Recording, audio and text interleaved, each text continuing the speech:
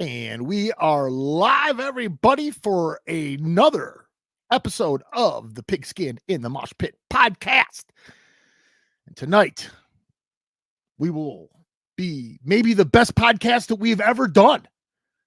And I'm going to announce everybody as we always do, one at a time.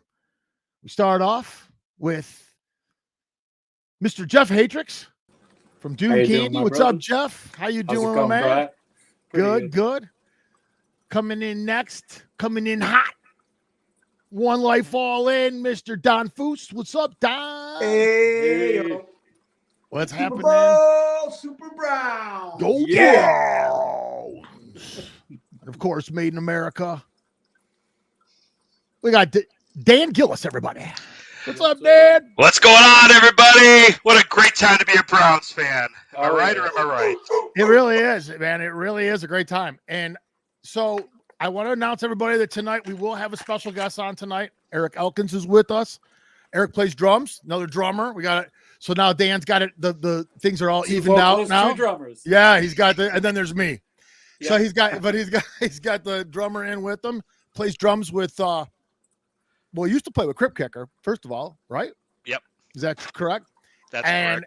And now he's playing with Ripper Owens, or he was, or is he, or he was with Beyond Fear, and then he played with Maiden Voyage, my rival Maiden tribute band. That's Ed Stevens. That's Ed Stevens' Maiden Voyage band. Yeah, exactly. Yeah. He just left them, and I think now he's playing with a band called Ego, E-G-O. And I don't know what else he's doing, but before we started this up, I gotta say that we were having a little bit of troubles hearing us.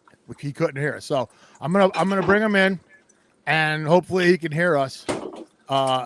Eric Elkins, everybody. What's up, Eric? Can you hear us? What's happening? Hey, I figured it out. What's up, Eric? What's happening, fellas? You can hear us now, all right? See you guys. See Yeah. Sorry about that. I had good, my man. earbuds and a Bluetooth speaker all trying to link in at once. I'm like, what's going on here? Awesome. But yeah, awesome. we got it figured out. Cool, man. So this is the Pigskin in the Mosh Pit podcast, where we just talk Browns, where metalheads can get together and talk Browns with other metalheads. It's a little different, but it's a lot of the same. You know what I mean? But the thing about it that makes this one interesting is we popped in right when things were getting super interesting, so we didn't have to go through all of the whole season of the doldrums and the ups and downs. We came right in hot, and this week is really a exciting week. First of all, don't you think it's a little extra exciting because that last week just sucked so bad? And it's not that the game sucked; it's just that that was like the all-pro game. It's like, who cared? Did you even care to watch that fucking game? So you had to get right. Through It's yeah, go ahead. Sorry. I said it's kind of like the the NFL All-Pro game. Yeah, the Pro. Exactly. Yeah, it was just shit. It's like a preseason game. Exactly. Really, that's what everyone kept saying. But I kept thinking, I think they're more interesting because you're excited about the season and the preseason games. You're you're willing to watch some of those. That was not watchable to me. It was horrible. Who cared? I didn't care about anything that happened in that game. Honestly, I really didn't. I just didn't want to see anyone get hurt. That was really the only thing. Exactly. Stay healthy. So I got a lot of things I want to talk about.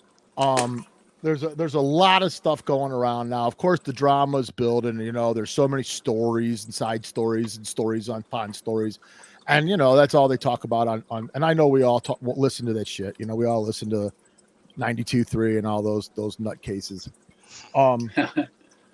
And one thing I want to ask you guys, and I'm just curious because I know I have my opinion about this, but one thing you hear a lot of talk about are the awards. You hear about the Defensive Player of the Year award. You hear about all these awards, and all the things that teams were doing. Even you look like in week 18 there, a lot of these teams were putting their players in, star players, to collect bonuses. There's a lot of weird stuff going on around the league, but the award thing is, in particular, I think is interesting.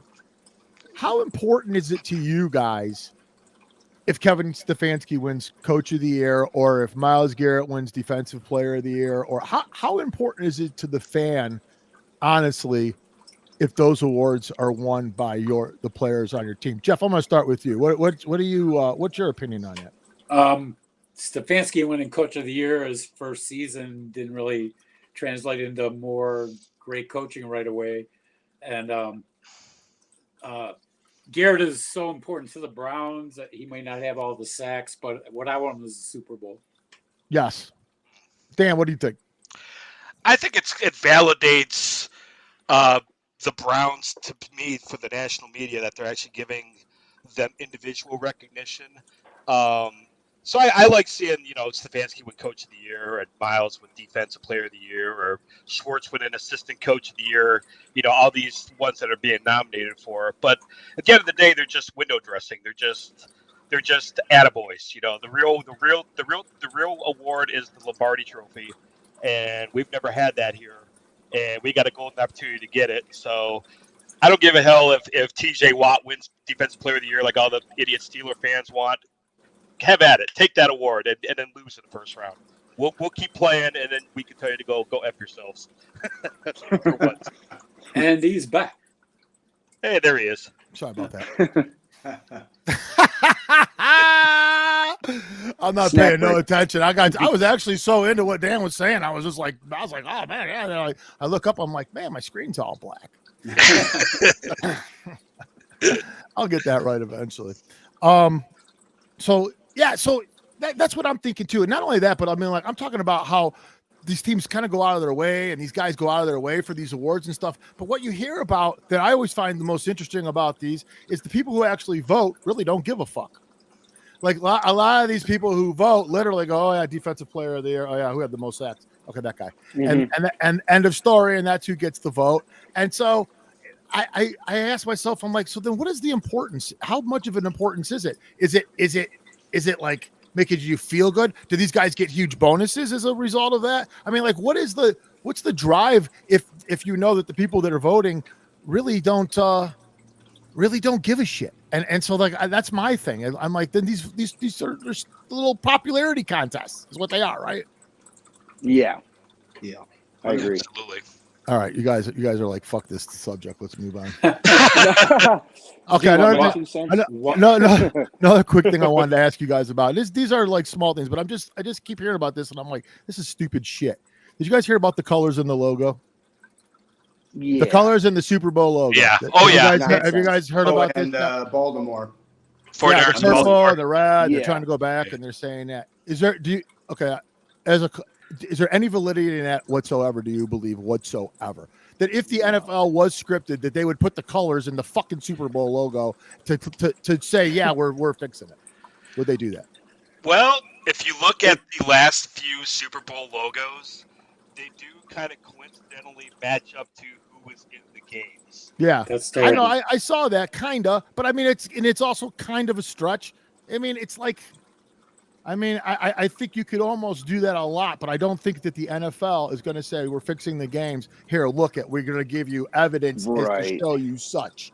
That would make that. I mean, dude, if the NFL was like, that would be like WWE, total script. And if that ever came out, watch it? Who would take it serious then? Exactly. The NFL is like the biggest thing in the period, especially in America as far as television goes. The top like 95 shows watched last year were all NFL games. That's insanity. Right, that's insane. Yeah, exactly. That's insane. They're not going to fix things, and if they are, they're sure as hell not going to say, "Yeah, we're fixing it." Here, let me show you. Let me put the colors up there and show you. Yeah, the Super Bowl. I'm sorry, I just don't think that they would do that. So anyway, that's just my opinion about that. Now let's talk about the Browns. I want to talk. Yeah, let's talk about the Browns, and let's talk about one thing that's nice. I want to talk about a little bit is the health of the Browns. Are you guys feeling pretty good about that? Like, how do you guys feeling about the health of the Browns going into this game? How do you guys feel about that? Don, how do you feel about that? They're saying Posick, Batonio, Teller, saying everyone's coming back for the most part. I think we're going to be missing. I think Sullivan, what is his name, Patterson's going to be playing instead of Hopkins, which our special teams are, I think, so important. It's great, that we finally got the punter back, but it makes a world of difference because the guy's kicking like 70-yard punts. Yeah, is everything, especially in the playoffs. And he's pinning people. He was pinning people a lot. He was really good at the 10, inside the 10 and stuff. He had good accuracy. Yeah, Bajorquez is like seriously one of the biggest assets that we have on our team. So, and like we were saying, last week, putting our JV team in, like I was texting back and forth to you guys. I said it reminded me of the 1987 replacement players. It really did. Yeah. It's like it needed the little. Yeah, it was. What was funny? I'm sorry, not to interrupt. Was that there was, I think, fans who were seriously angry at the outcome of the game. They're like, I can't believe we're losing 31-0. It's like, oh my God, are you serious? Are we freaking going there? Do you understand what the game is about? They're just throwing bodies out there, guys that are backups to backups. I actually had someone on my timeline go, they need to fire Stefanski. They're getting their asses kicked. Yeah, I love that. Their fifth quarterback. If you think about it, he was on the team 2 weeks ago. Was that Are you stupid? We didn't lose Garrett. The Steelers lost Watt. Yeah. Right. I know. That's kind of that's and Bradley Chubb went down a week or two ago. Miami. Yeah, he's done. Hey, Driscoll came in as a sacrificial lamb for us. Basically, we didn't want our quarterbacks getting hurt. So, and he looked terrible. Don't get me wrong. And I didn't expect any more. I kind of expected that. Just don't, I guess, get anybody else injured. Come out as healthy as possible. It just took him a minute. 1-9 as a starter, so you can't expect much. It just took him a minute to connect with David Bell. Yeah. Yeah, he warmed up. He did look better. He did look better in the fourth quarter. Yeah. I will give him that. But that was during junk time, Yeah. Yeah, and I think they look for guys. I think they look for Cooper. I think you watch these plays develop. I mean, he drops back, and he's throwing it to Cooper. That a lot of these plays are just called to some of these other receivers, and then when Bell gets a chance, you can see the guy can actually catch the ball. He was always that kind of receiver, even in Purdue. He was a possession receiver. This dude caught the ball. He wasn't a Cooper. He wasn't a massive route runner where he was going to get. This guy was a Brian Brennan type of a receiver. Yes, Brennan. I hate to sound old. They were hoping he would take like the Jarvis Landry role. The third down. If you need slot a first receiver down guy. Yeah, exactly. Slot and what happened to Jarvis? I mean, he just kind of fell hard fast. He's done, isn't he? Yeah. He's like still a free agent. Some yards last year. That's crazy, man. The Colts brought him in for a workout right before 2 weeks ago in the year when they thought they might break the playoffs, and apparently his workout didn't go very well. Yeah, I mean it's funny how the NFL can just. I mean, it could take you from the top to the bottom and fast. I mean, I think he just took a lot of hits and that's it. You only get so many. I think you know what I mean, and then then eventually that's why them running backs don't last long, man. No. You know what? I believe we really need Njoku and Cooper to be in sync with Flacco this week. We need Njoku for the checkdowns, like the short passes, and even Kareem Hunt. I think will be great coming out of the backfield for the little, the bubble screens and stuff like that. Cooper with his route running, but we need those guys to be in sync with Flacco. For sure. There's one thing for sure that will happen this week, and that's that Cooper will not be – he will be double and triple teamed if they have to, no matter what. They're not letting that dude get 280 yards or whatever. Well, they're not going to be stacking the box against us, which they'll open up the running game too. Yeah, well, that's it. They're gonna have to spread out. They're gonna have to play loose, and that does allow Ford. Yeah, it affords. Yeah, Ford. yeah. I think he's better. Really... He's been better catching the ball than running. Yeah. Yeah, get that guy out in open space and look what he did. I think he's emerged as a pass catcher out of the backfield. It's been great. Yeah, and we haven't had really a guy like that in some time.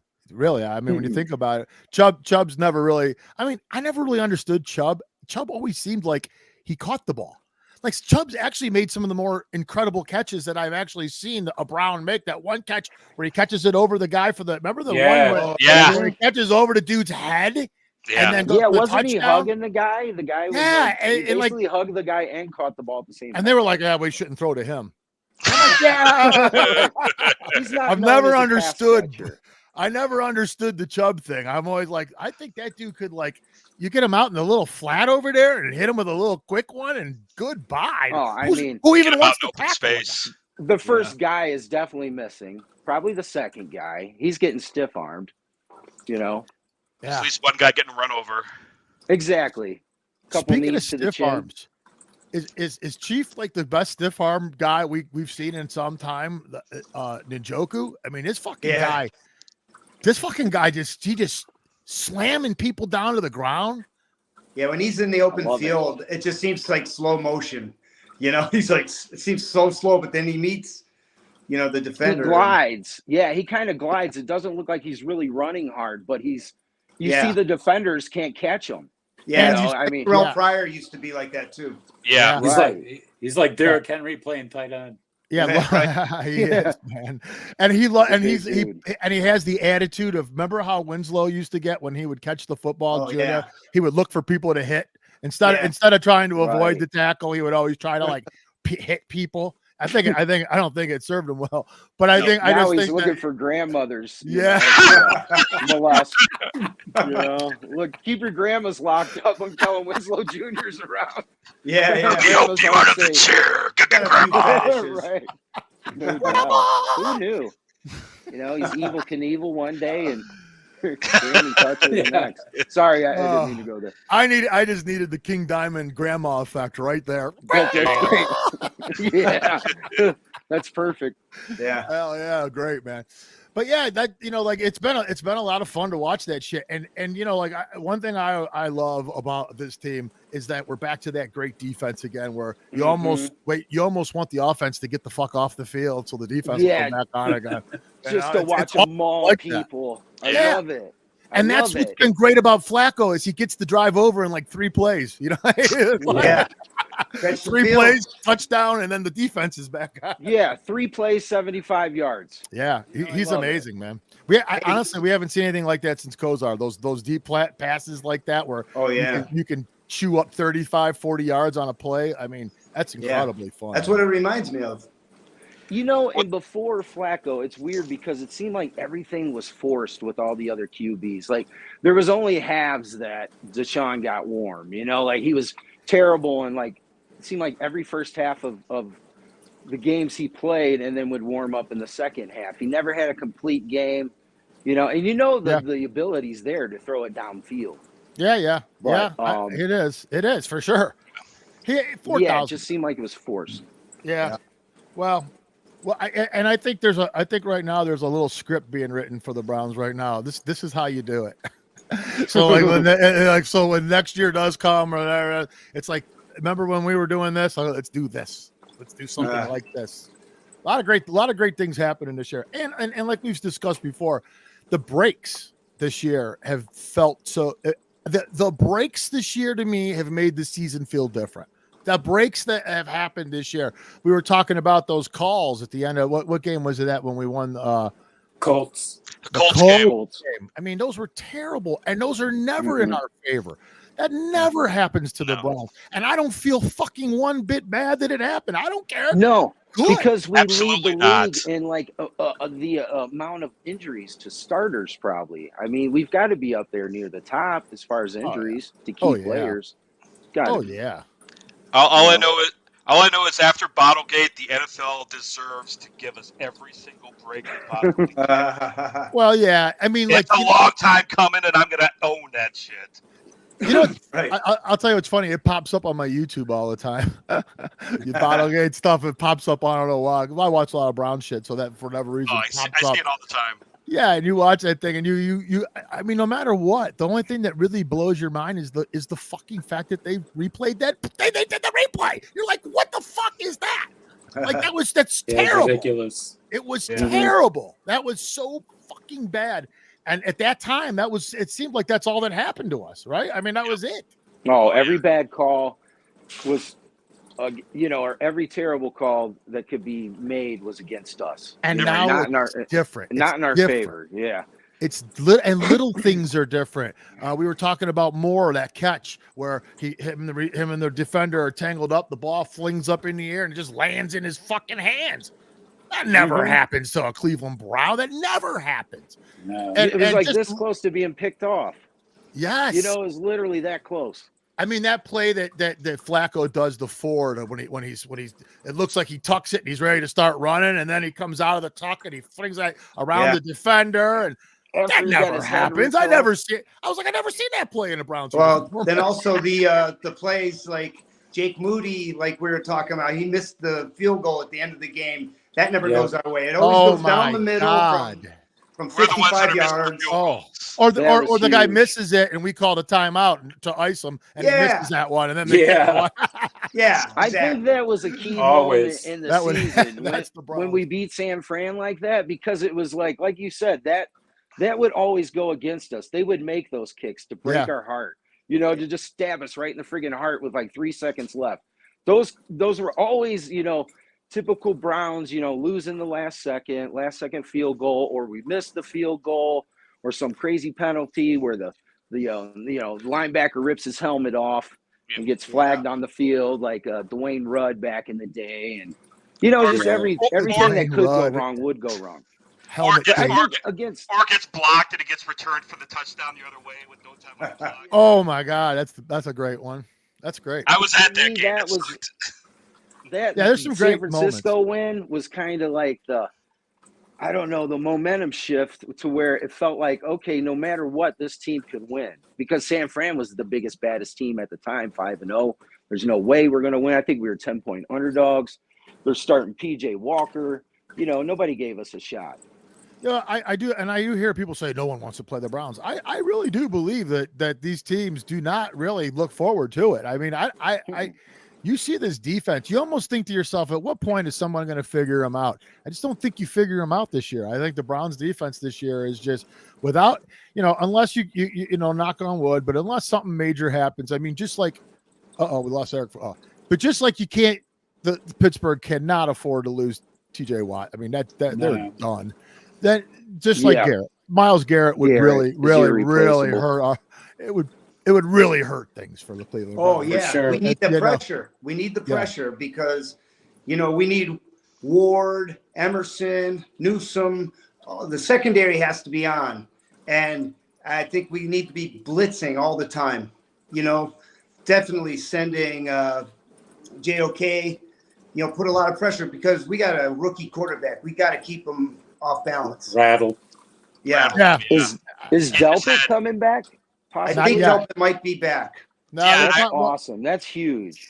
Stefanski said he wasn't sure yet. He wasn't, of course, going to say yes or no. Yeah, right. I mean, even if he's back for game 2, that would be huge. I guess Hopkins looks no good. He said Hopkins doesn't look good. Hopkins still down for at least another week, but Patterson's doing well. I think Delpit would make a big difference whether we had Delpit or not. He was killing it this year. He was having a great year. Right. When he's healthy, one good thing about having Hopkins down right now and Patterson in, the games are in warm climates, at least for now. We're in a dome right now, and I hope we bring it back home. I'm cheering. You know, if it comes down to the Steelers having to win for us to get a home game, I'm all right with that. That's the only time I'll care about that. But I freaking hate those guys, though. They're in trouble. I mean, I hope. About time they do something for us. Yeah, I mean, if they need them to win to get in the playoffs, they play their scrubs and they get beat. You know, they never do us any favors. I've said it every show. They want Tom. I mean, I don't know about right now, but they wanted Tomlin out all year in Pittsburgh. They wanted him out. They were like, "Oh, this guy's got to go," which is just to us is utterly hysterical. Unfathomable. Yeah, I mean, like that's like, and I kept saying, "Yeah, you guys really should fire him." He's terrible. They can't handle. They can't handle 9-7, 10-7 season. That's like the world is coming to an end. Oh yeah, and they keep citing, "Oh, we haven't had a Super Bowl in 10 years." And 10 years. Oh my God. Yeah. My heart bleeds for him. Well, then there's a lot that think that 2008 was last year. You know, we got 6 rings. Right. That's funny. We talk like this about this, but any of us that are Ohio State fans, we're like, "Oh, Ryan Day's got to go. He's lost 3 times to Michigan." We're kind of spoiled like that too. But hey, we're one drive away from beating them. But it is True. It is John different. Cooper I Jr., keep man. saying, I hear that. I'm like, there is a big difference because really, honestly, if you're going to take on that Ohio State job, then really you're expected to win every game, and you're expected to beat Michigan. You're expected to beat Michigan every year. That's that's just literally what it is. I mean, I period. It's not like every other coaching job. It's like that's what you're expected to do. And the thing about Ohio State is you're allowed to lose. Yeah. As long as you beat Michigan. Yeah, as long as you don't lose to Michigan. But you know what? J.J. McCarthy wanted to go to Ohio State really bad, but Day didn't want him. You know? Oh. So it's kind of like, and then that's happened to they've done that a few times, Ohio State. With Joe Burrow, and then Quinn Ewers goes to Texas. He transferred. Yeah, those were really quarterbacks we lost for a mediocre there we go. We're back. He's back. Sorry, man. People calling me, I'm like, oh, geez. Oh, yeah. Sorry. Nobody, the first time doing this, too, it's a little tricky the first time. It's not the end of the world, but our names are gone. Oh. Well, what the hell happened there? It is the end of the world. Probably my fault. I'm looking at them all, and it says there. I'm looking at them. Get your name tags. There they go. Oh, I see. When somebody comments. Yeah. I apologize. That's what it is. We're still learning. Probably my fault. We're still learning. Elf looks good behind us, though, don't he? Yeah, look at that. Yeah. Elf it's looks nice good. to have It's nice to have Obo Aboran, whatever his name is. Dude. It's nice to have him back. Uncle Ronquo. We need to add it in guy besides Alex Wright and that kind of thing.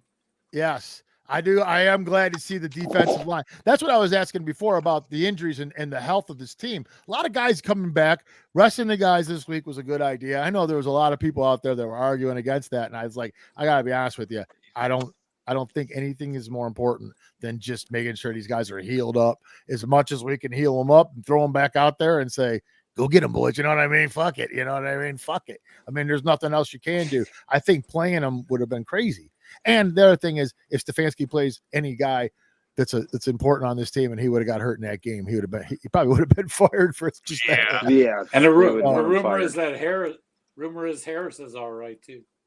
Yeah, and yes, that's important. Yeah, you talk about the offensive line, Harris. No, Shelby. Oh, Shelby Harris, defensive tackle. Yeah, defensive tackle. Can you imagine if we had Jones and Conklin and Nick Chubb, like the real, the meat and bones, we would have Baltimore's record if we had Chubb. Yeah, or better.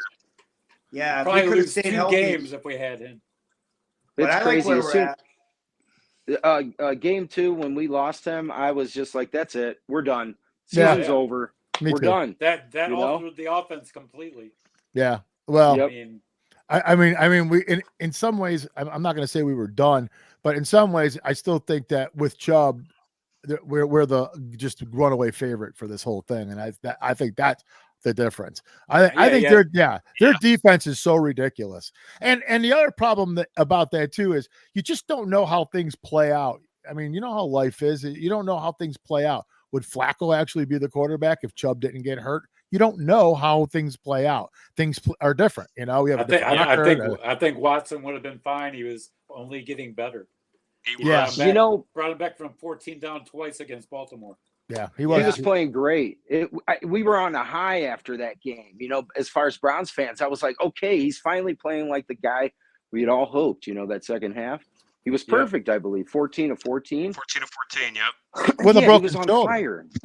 Yeah, and who knew? Was broken and then you find out like 2 or 3 days later he's done for the season. It was like, this is a joke, right? It's not April Fool's Day, is it? It felt very Browns-like at that time. It felt like, of come on, this is not serious, right? Yeah, it's much different. And then I got to thinking, I was like, what if the storyline this week, if Watson were healthy and he was playing, say he were putting up the numbers that Flacco has been putting up lately. Could you imagine the storyline going back to Houston, playing like a friggin', all-pro? Yeah. I mean, we wouldn't have all this doubt about him as a player right now. I think that would change a lot of people's minds about him. But the Flacco story is great. It's I love it. I wanted to address that comment that was just posted. Which one? Somebody said Ford and Hunt filled the Chubb role. Yeah. Hunt is a short yardage goal line guy. Ford has good games occasionally, but he has games where he disappears as far as a running back aspect. He gets 2 yards a pop if we're lucky. Nobody's filling that Chubb role. He's the best running back in the NFL, period. Yeah. No, two guys can't fill that one. And Chubb's a unique, he's a unicorn. It's like saying, if Myles Garrett goes down, that Za'Darius and Alex Wright filled that role. No, they would try. I'm sure they would give it their best. Yeah. Oops. Whoops. Sorry. That was my fault. Hit the wrong ball. But he's that type of player. You're right. And statistically, Chubb was, he's on pace with Barry Sanders and Jim Brown. I mean, for crying out loud, like per yards per carry, he was like 5.2 or something insane like that for his career. No, and that's up there with Sanders and Jim Brown. I'm seeing the comment that Jeff was commenting on. He was just saying here, he's like, he was speaking on yardage. I get what you're saying. Yeah, I get what you're saying when he's saying that. But yeah. There's a presence that Chubb has that teams had to literally game plan for. Yeah. He literally changed the way they had to play defense. And even when they game planned him, not much unlike Jim Brown, they could not stop him anyways. That was what made him remarkable. That's what made him remarkable. And that's why Minka took him out. He had 64 yards and was about to go in the end zone. Pittsburgh they had no other chance. And, Jeff definitely is dirty. Yeah, division games are like 2 other games. Well, Pittsburgh has been known to do some dirty shit, and that's not just this year or last year. It's that was their season. Even in week 2, that meant their season if they didn't stop Chubb. Yeah, it fucking sucked. Harrison taking off Colt McCoy's head, knocking Josh Cribbs out of a game, I think, one time. Yep, Massaquoi. I remember that. Mohamed Massaquoi. Almost killed that Remember guy. Antonio Brown with the kick? Yeah, kicking our corner. Harrison should have gone to jail. I mean, Harrison, remember them games? No, he even assaulted one of our fans. Do you remember that? Wow. Well, I and I keep thinking to myself, like, through this season, and I want to talk about this a little bit because we could really this playoff. It's not just the Browns this year, right? Like, this is a fun fucking playoff thing that's coming up here. A lot of teams. Like, it does feel scripted. I mean, not that I believe it is. I'm just saying, like, there's so many matchups where ex quarterbacks playing against their ex teams, and a lot of that going on in this Rams. I feel that's what people want to see. Flacco against the Raptors. And I want to say that's the with game, Houston. Right? I mean, I was just saying, if Deshaun were healthy, I mean, could you imagine that matchup, the storyline this week? All week, that's how we would have heard. It would have been crazy, yeah. But in a way, that story, it's still there, though. That story, you know what I mean? Because let's just be honest. We gave everything up for Watson. I mean, Watson is whether you like the guy or not. I mean, like, we paid a lot for that guy. We paid a lot for him, so he's to root against him. I'm sorry, as a Browns fan, to root against that guy is stupid. If you're a Browns fan and you want the team to succeed, I mean, whether you like play. Yeah. I mean, there's nothing he can do. Watson bashing should be over with for now. Like, enjoy what the team is doing. Well, just forget about it. Enjoy what's going on right now because this doesn't happen. It's third time in 25 seasons, right? Since 99, this is the third time we've been to the playoffs. Come on, enjoy it. Put the Watson arguments to bed until next year, and hopefully he's healthy and he comes back and balls out. That would be the best that could happen, And support the Browns. Absolutely, the guy's a Brown, right? Yes. Yeah, be a fan. Forget about all this. Oh, Watson doesn't want to play because he's sitting in a press box. Well, I just or a luxury suite. I just think that there was a lot of weird comments that came from a lot of weird people about this whole thing. What did Brady Quinn say about him being like a fund? What do you call it? What the hell? I can't think of the word. A trust fund baby. And they said he was like he actually said he's like a trust fund baby, and he said anybody that when they win the lottery They just say they'll quit their job and they'll be done. And he's like, that's exactly what Watson did. I'm like, you motherfucker, Brady Quinn. Of all people to say anything about one anybody. Of the worst picks ever. You Brady Quinn basically did that. I'm like, like, wow. He's kind of speaking about himself. When AJ Hawk him in Did you guys hear that? Did you guys hear that comment from him? Yeah, okay. Okay. I just want to make sure I wasn't bum. I worked out some more, so I can't even throw the ball. Well, at that time, we had high hopes for everybody. I mean, let's just be honest. We were just anybody and everybody. We were so desperate. God, we were so desperate. Remember Fry? Charlie Fry was going to take us to the promised land. Well, no way. Well, Charlie Fry. I didn't watch that season. The thing about Fry, though, is that he got drafted the same year as Roethlisberger, and them two guys were like, in college, they were butting heads always in college. That was a big thing, and then pros come, and then the separation took place. That was it. And you want to talk about a guy who I fucking hated, Roethlisberger. I don't think there's too many that I could say I hated more than that. That's another guy that wanted to come to Cleveland, though, and and they. And what's weird is him and Winslow both get in bike accidents and both become rapists. Garcia. Yep. Yeah. Yes. No. Actually, one was accused and convicted. So that's true. Well, the other guy paid his way out. It doesn't matter if you have enough money to pay your victim, so they shut up. Oh yeah. It's true. The crime happened, and he was forgiven. He was forgiven for his accusation. 100% he was. Oh yeah, I bet by Pittsburgh.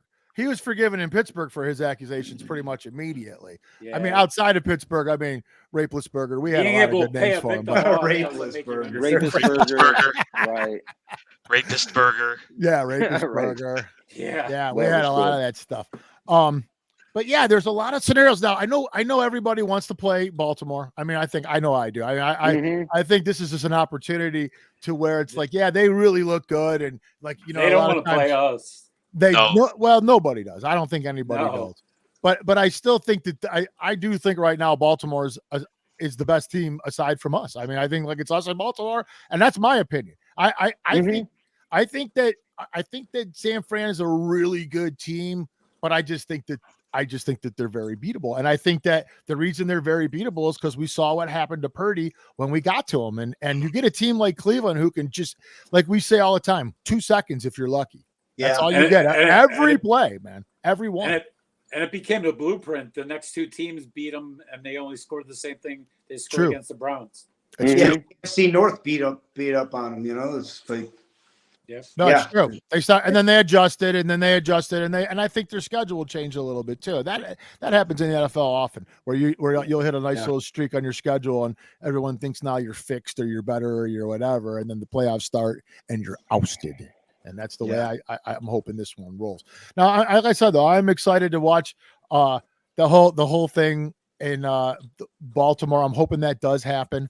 I mean, I've seen this scenario. I think it's just like, if Buffalo beats Pittsburgh and if KC wins, then we play Baltimore, I believe is the scenario. And I would think that will happen. We will bring it on. Who's the higher that's what seed? I want. I'm sorry, I didn't mean to. Buffalo or KC? Are they? Which one's the higher seed out of those two? Is it Buffalo's 2? Okay. Buffalo, I couldn't remember. Buffalo's 2. Didn't make the playoffs. If that works out, then KC's got to go to Buffalo. Yes, that would be a great matchup. And they're not getting the love anymore. They won 2 Super Bowls. They got calls. They're not hungry. They throwing their helmets. It's the Taylor Swift curse. They got distracted. Yeah, dude. Hey, man. Is it a coincidence? Is it a coincidence? All of a sudden, Taylor Swift, the most popular person on earth, enters the scene, and immediately, exactly at that point in time, Kansas City is no longer that team. Now, you tell me that's a coincidence. You know what it reminds me of? Tyreek Hill. Yep. You know what it reminds me of? Remember about 20 years ago, the Cowboys with Tony Romo, and he started dating Jessica Simpson? Yeah. Oh, yes. And she started showing up with a pink Cowboys jersey, and Romo, the Cowboys just went right to shit. Yeah, dude. I mean, like, I don't hate didn't to they go say to it, a couple of like straight playoff seasons and then get ousted in the first round too? Yeah, Romo had the fumble of the one where he was the holder and that was I remember that one. I heard she actually has 27 songs with the exact same chord progression.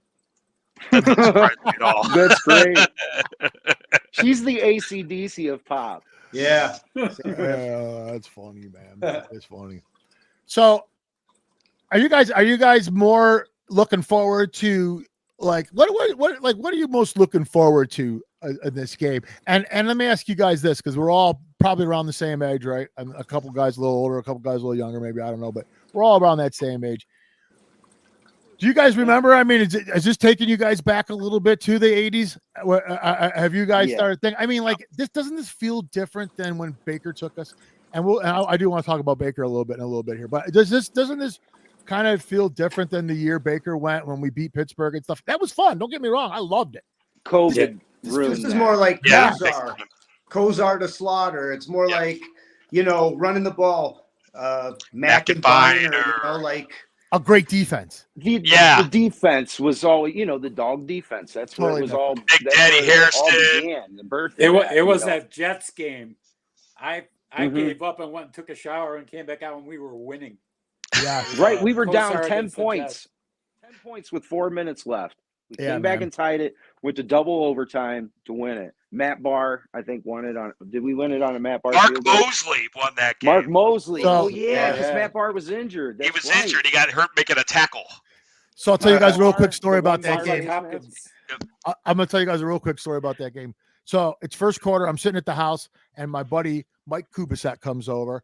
And I think, so what would that have been? 86? 87, 86. So I'm 16. January of 87. Yeah. I'm 16 or 17 years old, and he comes over. It's January, I'm pretty sure. Yep. Yeah. And I'm sitting there in my sweatpants watching the game. First quarter, the game already started. He comes over. He's like, "Hey man, I got tickets for the game. You want to go?" And I'm like, "Holy shit! No way! He's like, we got to go now. Let's go."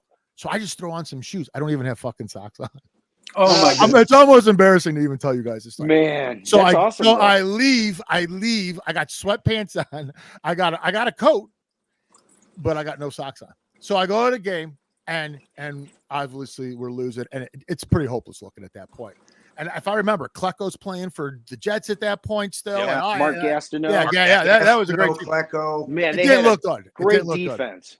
And Mike looks at me and he's like, "Hey man, you want to get the hell out of here?" And I could not feel my feet, man. I could not. They were completely numb. When I was walking out of there, it felt like I was walking on my ankles. And yeah, man. And I remember as we were walking out of that gate, man, I could hear the crowd losing it, man. I'm like, "You got to be kidding me! There's no way." And we get to the car, we turn the radio on, and sure enough, we had tied the game. Wow. That was incredible, man. And then it went to double overtime.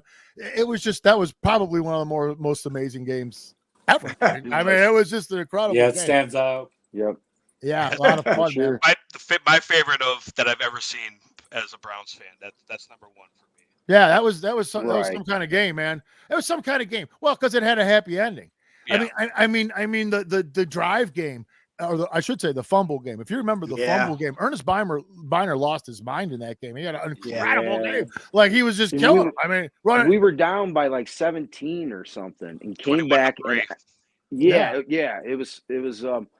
I think we would have went ahead by like 3 or 4 points had we scored. Oh, we would have won. Something. Oh yeah, but, that would have. Yeah, the momentum was totally shifted in our favor, but unfortunately everybody knows the ending. But I'm just saying though, like those games just if one little thing is different, those are like incredible games that I refuse to watch. It's another thing that pops up on my YouTube all the time. Those fucking games, I'm like, what? It still brings a tear to my eye. Oh, me too. All these years later. Hey, you know what a great game was? They're playing "Living on a Prayer" like before the game starts. The one game that I thought was one of the most exciting games ever was that I think it was Thursday night when the Browns played the Jets and Baker Mayfield came in for the first time. Oh yeah. We came back from, I believe, 10 points down and won that game. Oh yeah. That was like we just. I was sure we found our savior. Oh yeah, I was sure we found our savior. That was the first win in 2 years. Defense. Yeah, right. 18 straight losses or something at that point. Yeah, going back to the season before and this, and the Hugh Jackson got to open the fridge. Yeah. The Bud Light fridge. Yeah. Good old Hugh. I'll tell you right now, and I'm not just saying this either. I really believe this, but I think Hugh would make a good Steeler head coach. I think that if they fire Tomlin, and they should go right to the Rooney Rule, hire Hugh Jackson. I think Ian's and then I mean everything seems like that's a perfect in-house situation for Pittsburgh. He can't even coach at Grambling. Nope. Oh man, dude, I love it, man. I just absolutely love it, man. I just love that they want to get rid of Tomlin. Here, baby. They'll arrive in Pittsburgh. They'll have a little parade across that big yellow bridge. He's here, baby. Yeah, speaking of the parade, Bud Carson. Speaking of the parade, so our last podcast that should be at the parade. What do you think? I mean, like that'd be amazing. I think we can make that happen, right? I mean, we know enough people. We could figure it out. We'll get out. I mean, we just got to know. We got to have a mobile podcast booth. No, we need a bar. We just need a downtown bar to let us in there and do the podcast inside the bar downtown during the parade. I'll do that. I mean, we could get people. That shouldn't be a problem. But I'm thought about it because I'm ready for the parade. Fuck all this bullshit. I'm ready. I'm ready for the parade. Crown us champs right now. Yeah. Mary Kate Cabot. She's the one saying. Mary Kate Cabot saying this first game's a no-brainer. She's like, we're gonna walk right past this one. This is no doubt. I don't know that we're gonna walk past them, but I'll tell you what, going against a rookie coach and a rookie quarterback, we gotta keep them off beat. You know, we gotta blitz like nonstop. When we have to have ball control too. That's another thing with our offense. Got to have a good balance, and Flacco's going to open the field early. He's going to stretch the field. We're going to get a good balance of running and passing. Oh, we got to watch patterns, Njoku, little bubble screens. We got to watch their tight ends. Yeah. Oh, Nico Collins. I think if they could shut down Nico Collins, that's probably Denzel Ward's job this week. And we can't be playing 10 yards off the ball if we're going to be blitzing either. Yeah, but okay, but I think they love that bumping, man coverage. Here's the thing about bump and run, and here's the thing about Nico Collins. The thing about Nico Collins though is that he's effective if he can run 10 yards down the field. You don't get to run 10 yards against Cleveland. You get to run like 3, 4, and then the ball's coming because the dude ain't got more than 2 seconds. So like it's what makes this defense insane is that like you just can't have a passing game. They don't let you. You don't let you have one. If Minshew doesn't blow that pass, they lost. I mean, Collins had that one big bomb. Otherwise, I didn't think he did all that much. No. We had that one lucky catch when he threw that Stroud threw that one up in the air. And didn't he have like almost 200 yards though a couple weeks ago? Wasn't it close to that receiving? Who? He did. You talking about Nico Collins? 2 weeks before, yeah, he did. Right. Oh, there's no doubt. The potential's there, but I don't. That's his big one. Against? I think we're going to find it wasn't against Denzel Ward. Tennessee. It was Tennessee. Yeah, that's a factor right there. It was not against Denzel right. Ward. We shut him down. We did shut Nico Collins down when we played them, but then again, they had Case Keenum throwing to him. So. Yeah. Well, I mean, if there's one thing you can attack on these guys, it is their secondary. I mean, they are a pretty stout run defense, but they do have a suspect secondary. They're not sure if even some of their key guys will be back for this game, which, I mean, that makes a big difference on teams that don't have much depth. And let's just be honest, most teams don't have much depth. So once your big boy goes down, usually you got some dude out there that we're just going to just pound away at, you know what I mean? And that's going to be the name of the game. And I think, like I said, I think Cooper's going to get a lot of attention. So I think Njoku has a big game. That's my prediction on this one. If I have to make one prediction, I think Njoku has a big game as a result of their attention on Cooper. They're not. We also had that luxury. We got some weapons. Yeah. It's rare that we do. And our main weapon went down. I mean, that's the sickest part of it. Elijah Moore needs to show up too. If Moore plays. Yeah, definitely. We need that speed on the outside. Yeah, quit bouncing off the ground after you catch the ball. Yeah, he works well when he's running in motion. I think he needs. He's all right. Yeah, he's not much for yak. He's not much for yak. He's not much for yards after a catch. Once he catches the ball, he's like either looking for the sideline or he just falls down. But it's like Ozzie Newsome. Yeah, that's so funny. Ozzie Newsome comes up. That's so true. Ozzie would just just fall down. That's all he did. Yeah, but he always caught it. Come on now. Yeah, he did. Ozzie and then he had to work for the Rappers and ruin it all. I love Ozzie. Alabama's finest. Yeah, man, it's true story right there. The Wizard. Yeah, man, and like nothing like what's out there today. He was such a different kind of tight end. He was more like a receiver. He really was. Yeah, Showed he the was. legacy a little bit. Yeah, man. Like the other big tight ends back then. But you know what's fucked up? Christensen. I want to say what's fucked up about Newsome, and this happens to a lot of our pastime people. They get fucking tainted, right? Because Newsome ends up going to the fucking Ravens and turning that. And to be honest with you, once all that happened with Newsome at the Ravens, I was like, go fuck yourself, Newsome. I mean, I honestly kind of went that route. It was kind of like, you know what, dude? I'll tell you right now, Jim Brown was accused of some fucked up shit, but he stayed true to the Browns. I forgave him. Yeah, but you know what? Like, it wasn't their fault. Like, they were in contract. Like, even Matt Stover was fined for wearing a Browns shirt under his yeah. jersey. Steve Everett wore a bandana. Yeah, the old senator. Super Bowl. Yeah, that's right. That first Super Bowl especially should have been ours. Yeah, that was sickening. That was sickening. Right. That was a sickening thing to have to swallow. But we've had to swallow some shit through the years, man. But no fan base has taken more heartache and just terrible teams and abuse. Yeah, you know what? I got a little story. When I was jamming with Ripper, I'd wear my Browns gear everywhere, and I was in Mexico for some festival we played, and I got my Browns jersey on. And lo and behold, there's like two Steelers fans, Mexican Steelers fans. They got their jerseys on. They start clowning me like, Browns suck, I'm like, you guys have electricity down here? You have TV? How do you know what the NFL is, But I couldn't go anywhere without getting laughed at. Yeah. I mean, it's just, it's nice to be able to wear your stuff with pride now, No, it is. It's nice for a change. But we were always a laughing stock of the NFL for so many years. It's nice to have continuity, same GM, same coach. I feel like everything can grow together. All those always changing that killed us for so many years. Yes. Speaking of awards, like we were talking earlier, Stefanski, he's definitely the front runner for Coach of the Year, in my opinion. Should be. He should be. I think maybe the guy Dan Campbell is a close runner-up, and D'Amico Ryans too. Yeah, he's done a great job. Well, that's the three D'Amico Ryan here. and Dan Campbell, they've got healthy rosters. Look what the Browns have done. Look what Mike Tomlin did with players for the Steelers. See, I think those two are it. That's what five starting quarterbacks. I'm with Don on this one. I can't believe no one even mentions Tomlin. That's one of the worst fucking quarterbacks. He's had the worst quarterbacks to work with that like you could possibly have. I mean, this guy got 10 wins.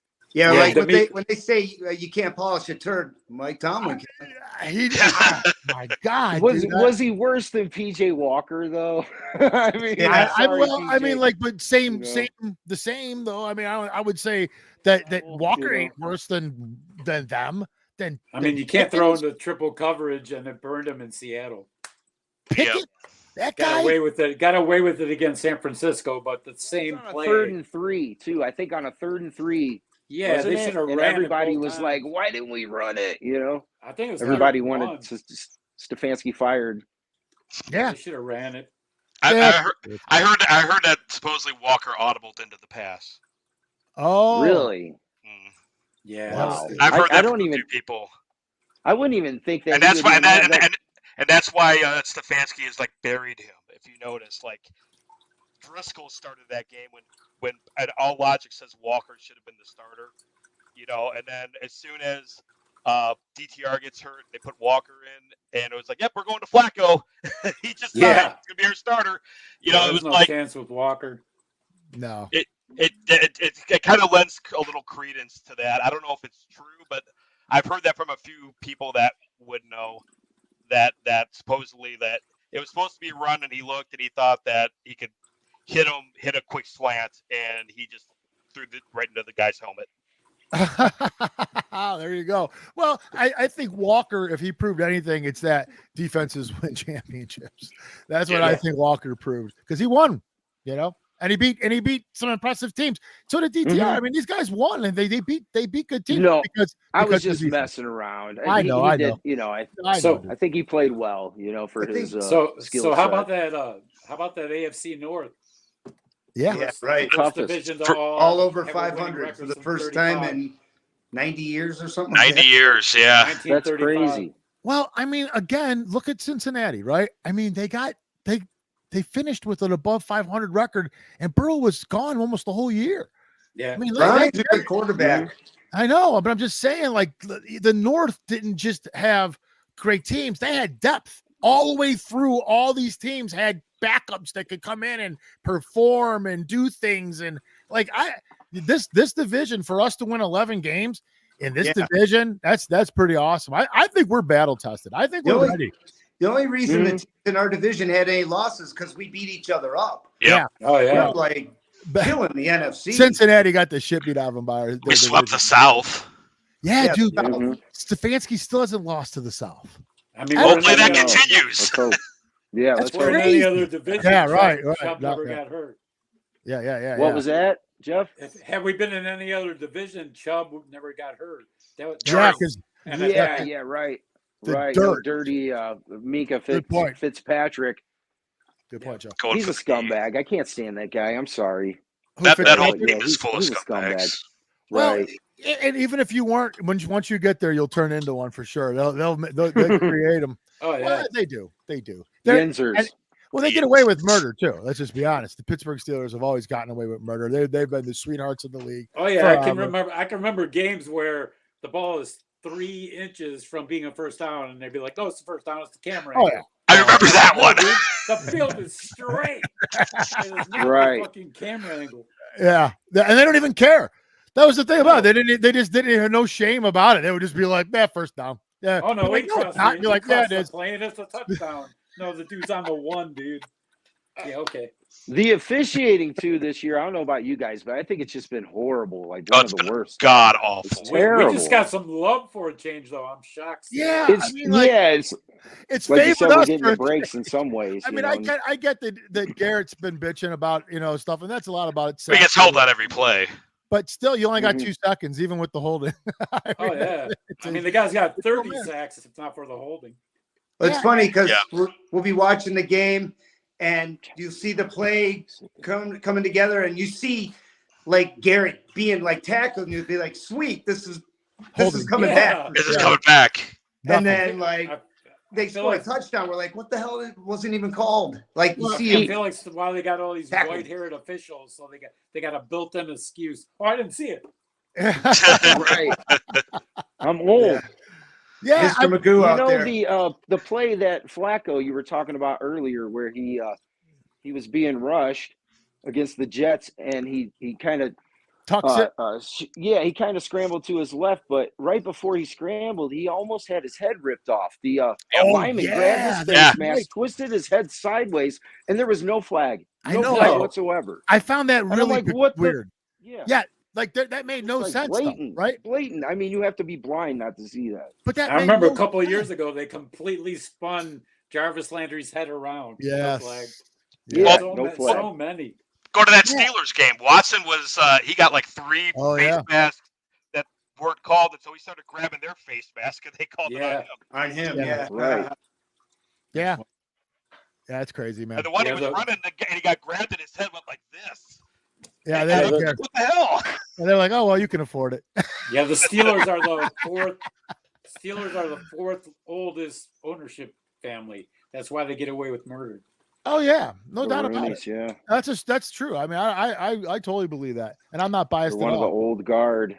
Real quick before we get out of here. So last night, Michigan wins the championship. We all know about that, right? But here's what I want to ask you guys.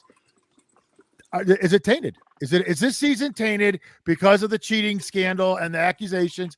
And I guess my question to you guys is this: how could it not be? Okay, go ahead. Start with you, Jeff. In 19, he recruited when no one was supposed to because of COVID. He got Hutchinson probably maybe a couple of those other great guys. And then the winning brings on more great players. And it just kept building to now. And I think the last 3 seasons should be vacated. Don? As much as I hate that team up north, they were really the best team, even after it was all said and done. You got to take your hat off to them, man. But yeah, I can't stand them. I can't stand that, hey, you got to cheat to get ahead. But well, yeah, they got caught cheating. I don't think there's any question about right. it. Right? But No. I saw the speed they had last night, and man, and they're against great Alabama too, they looked really good. As much as every play, I was just hoping against them, but they were the best team. Well, I think I agree. Is going to make that happen. Yeah, I think I agree. Yeah, I think Jeff makes a good point, though. I think that you can look at it both ways. Eric, what do you think about that? You know what? I think everybody's cheating. It's just a matter of whether you get caught. You ain't trying. If you're not cheating, you're not trying. Yeah. But I know that he was. I think that they were still cheating during the playoffs. They're probably being monitored like crazy. Being watched like crazy to make sure. But I don't know. Harbaugh's a great coach, and I hate the Wolverines, but I guess you got to tip your hat to him. And but I think the best thing that could happen is he goes to the NFL. The best thing for the Buckeyes is he leaves. Oh yeah. Well, but we have a great recruiting class this year. Oh, It'd be nice to beat him one more time. I know. I love it. Sucked. I love it. Sucks. It was the most fun thing beating Harbaugh. I mean, the Buckeyes give away some gear to get tattoos, and they got punished so much more than. Oh my God! It's they have to come down. Tressel got run out of the school. Yeah, we lost. Cost him his career. We lost Jim Tressel. Can't just be like, Maurice Claret. Yeah. Well, Claret's a different story. Well, when he was playing, though. Yeah, but that was one of my favorite stories. Yeah. Oh my God! All right, guys. Well, that's going to be it, man. That is it. We've another hour. That was fun. Asterisk to Michigan. Asterisk to Michigan. That was the most fun podcast we've had. Hey, my son wants to say hello. Come on in, man. Okay. Come here. What's your son's name? What's his name? His name's Jackson. He's a huge metal fan and a Browns fan. Say what's up, Jackson? Jackson. Hey, Jackson. What's up, man? Go Browns. Go Browns. Go Browns, baby. Dan, thanks for coming on with us again. Eric, thanks for coming on. Eric, Dan, Hatrix, John, Big Bri. Don, awesome. Everybody. Thanks, brother. Everybody out there, man, thanks for hanging out with us. Super Bowl! Yeah. All right, that's it, everybody. See you guys next Tuesday after a victory. Victory. Victory. Tuesday. Peace. Later.